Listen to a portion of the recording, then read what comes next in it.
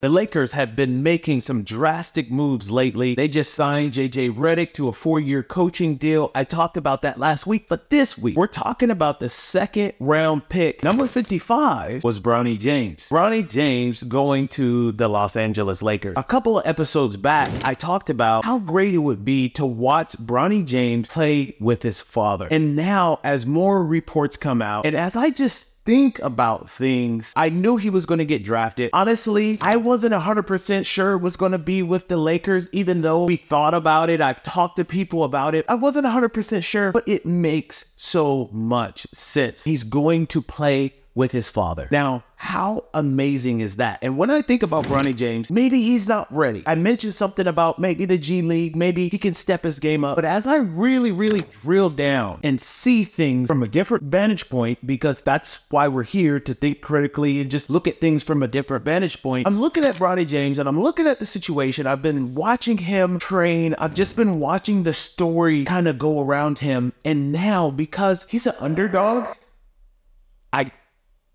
I have to kind of go back on my words. Like, I like him.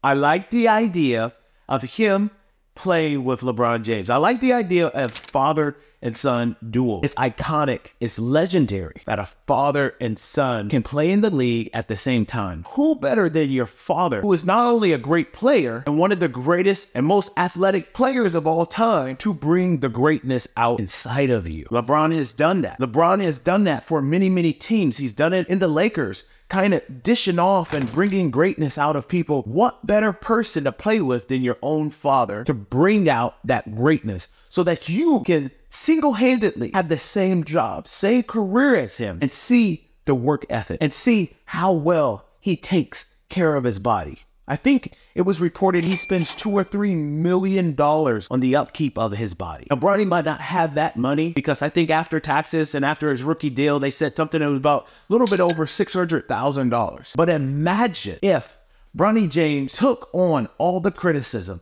He started listening to all the criticism and he started fighting back. Not because he has something to prove, but because he knows who he is inside. Nobody can tell you who you are. Nobody can dig down deep inside of you and pull this person out of you.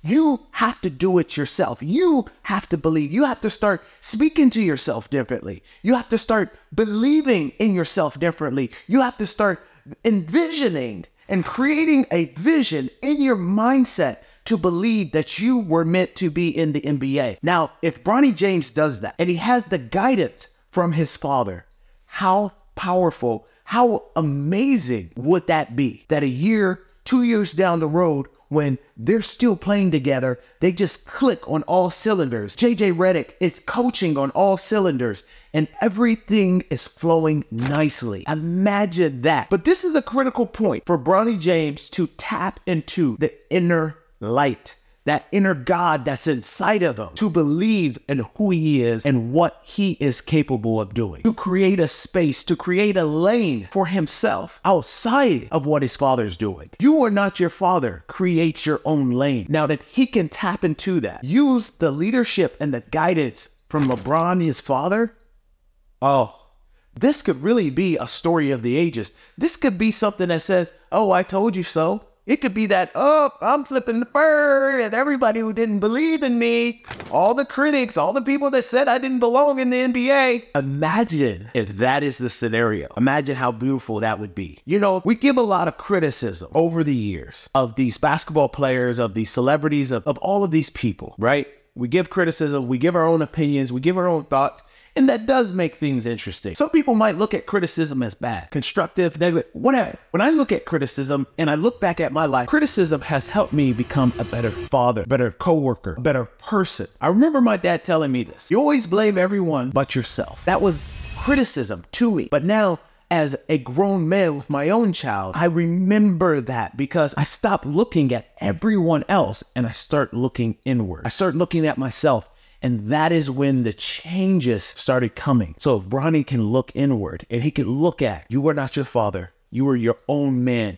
You are your own being. And he taps into the power that he has, the light that he has. This could be one of the most amazing, iconic stories of our time in the NBA. What do you guys think about this? What do you think about Bronny going to the Los Angeles Lakers and playing with his father? I think it's going to be engaging. I think it's going to be fun, but I want to hear your thoughts. Good, bad, indifferent, it doesn't matter. But if you want to continue to just cover topics and just open up a line of communication to have that conversation from a different perspective, then stick with me for the next episode. But until next time, peace.